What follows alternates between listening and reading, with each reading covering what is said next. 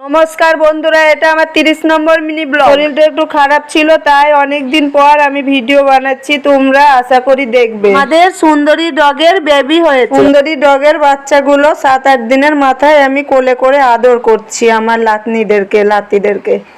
বন্ধুরা দেখো, আমি আদর করছি তো সুন্দরী কিভাবে আমার দিকে তাকিয়ে বাচ্চাগুলো নিবে ভাবছে। আমার কাছে রেখে আবার বাইরে ঘুরতে চলে গেল সুন্দরী আমাদেরকে খুব ভালোবাসে। আমরা ওর বাচ্চা নিলেও কিছু বলে না, আবার তাকিয়ে থাকে। এখন সুন্দরীর খুব খিদে পেয়েছে, তাই আবার ওকে ঘরে খেতে দিয়ে এলাম।